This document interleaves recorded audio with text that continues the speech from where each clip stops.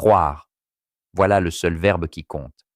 Les autres ne sont que décorations, des mots qui poursuivent d'autres mots, de bonnes intentions qui fondent comme neige au soleil. Mais croire est le nerf à vif du christianisme, la blessure ouverte d'où jaillit tout le reste. Sans la foi, il ne sert à rien de s'agenouiller.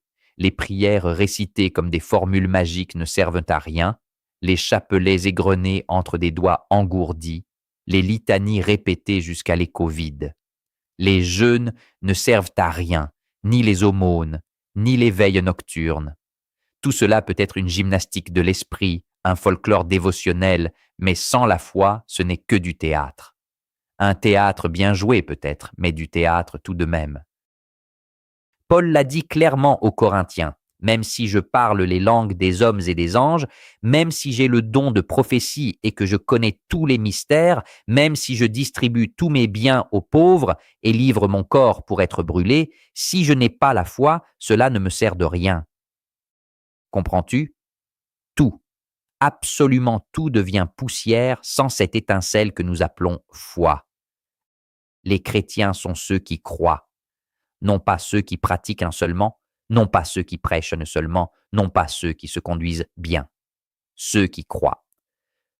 Le reste vient après, comme conséquence, comme l'ombre suit le corps au soleil. Croire en Jésus, Fils de Dieu et Fils de l'homme. Voilà le cœur battant, la source d'où tout le reste jaillit. Ce n'est pas une théorie à comprendre, ce n'est pas une philosophie à étudier. C'est une flamme à allumer au-dedans, une lumière qui éclaire les cœurs. Pense à Pierre, pêcheur rude, main calleuse, langue prompte à se plaindre quand les filets se déchiraient. Jésus lui dit « Viens, suis-moi » et il laissa tout, non parce qu'il avait tout compris, non parce qu'il avait étudié les Écritures, parce qu'il avait cru. Il avait vu cette lumière dans les yeux du Nazaréen et quelque chose en lui s'était embrasé. Puis vint la nuit de la trahison. Pierre renia Jésus 3 fois, comme cela lui avait été annoncé.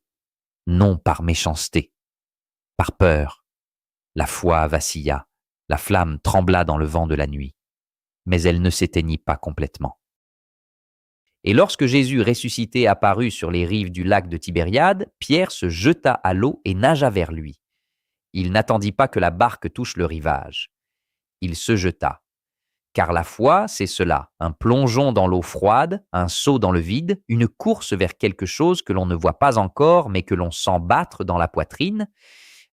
La morale sans la foi n'est qu'un code civil relié d'or. Tu peux observer tous les commandements, être honnête, juste, charitable, mais si tu ne crois pas que Dieu t'aime, que le Christ est mort pour toi, que l'Esprit habite en toi, tu ne fais que bâtir des châteaux de sable au bord de la mer. La première vague arrive et tout s'effondre. Les pratiques sans la foi sont des coquilles vides, des processions sans procession intérieure, des cierges allumés devant des statues alors qu'au-dedans règne l'obscurité totale. Nous avons rempli les églises de rituels splendides, de liturgies raffinées, de chants grégoriens qui donnent des frissons. Mais ôte la foi et il ne reste que l'esthétique. De l'art sacré, certes, mais pas le christianisme. Les discussions théologiques sans la foi sont des acrobaties intellectuelles dans le vide. Tu peux disserter pendant des heures sur la nature du logos, sur la procession de l'Esprit Saint, sur le rapport entre grâce et libre arbitre.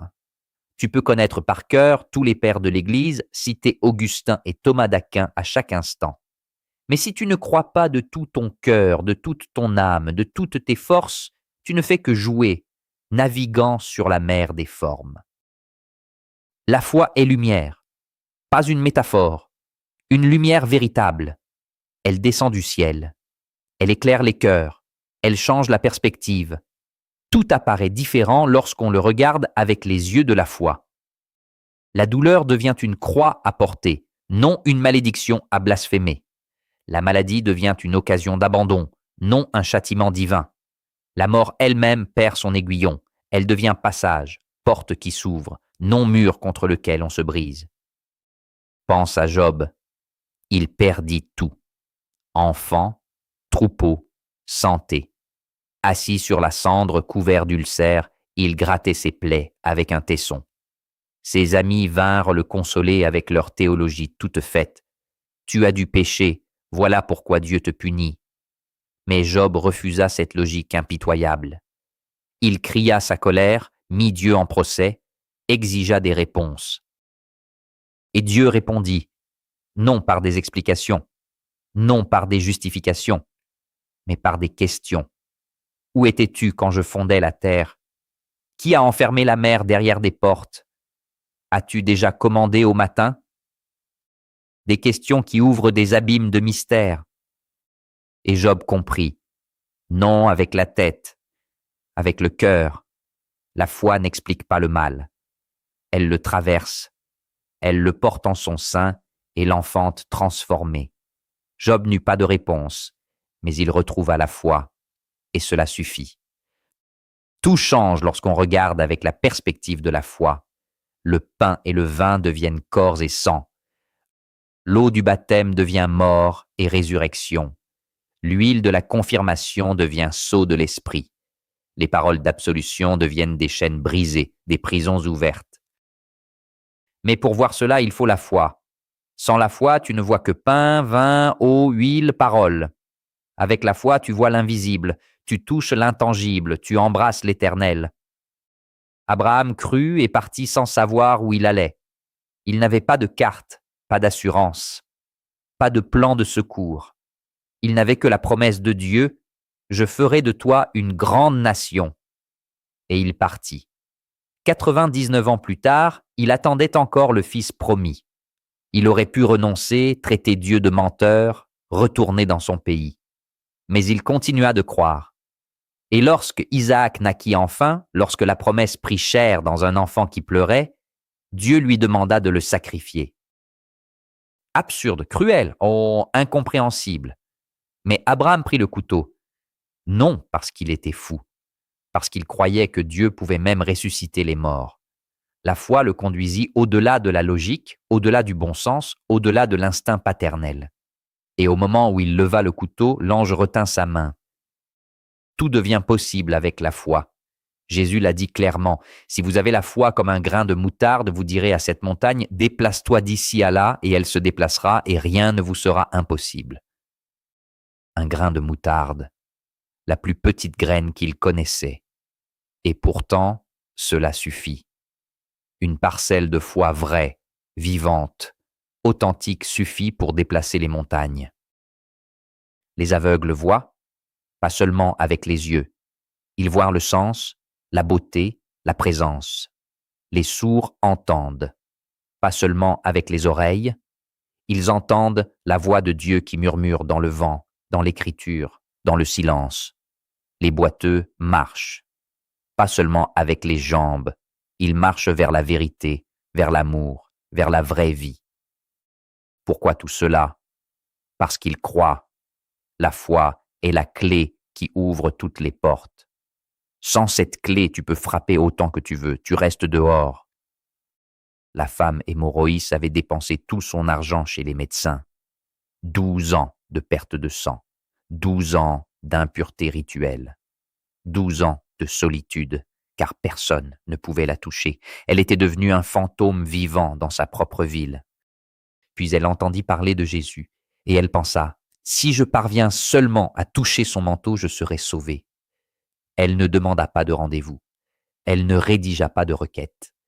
Elle se glissa dans la foule, se fraya un chemin, tendit sa main tremblante et toucha la frange de son manteau. Aussitôt, elle sentit dans son corps qu'elle était guérie. Jésus s'arrêta. « Qui m'a touché ?» Les apôtres le regardèrent, perplexes. « Maître, la foule te presse de toutes parts, et tu demandes qui t'a touché ?» Mais Jésus insista. « Quelqu'un m'a touché, j'ai senti qu'une force était sortie de moi. » La femme s'avança en tremblant, et Jésus lui dit, « Ma fille, ta foi t'a sauvée. » Ce ne fut pas le contact qui la sauva, ce fut la foi avec laquelle elle toucha. Des milliers de personnes touchaient Jésus chaque jour. Elle le pressait, le serrait, le tirait. Mais elle seule fut guérie, parce qu'elle seule toucha avec foi.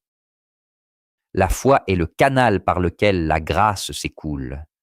Sans ce canal, la grâce demeure dans les nuages, promesse non accomplie, potentiel non réalisé. Thomas douta. Il voulait toucher les plaies, mettre son doigt dans le côté. Et Jésus le lui permit. Mais il lui dit ensuite, « Parce que tu m'as vu, tu as cru. Heureux ceux qui n'ont pas vu et qui ont cru. » Voilà le christianisme. Une religion de bienheureux qui n'ont pas vu. Pas aveugles. Ils voient très bien. Mais ils voient avec les yeux de la foi, non avec ceux du corps. Paul, sur le chemin de Damas, fut aveuglé par la lumière. Il tomba à terre.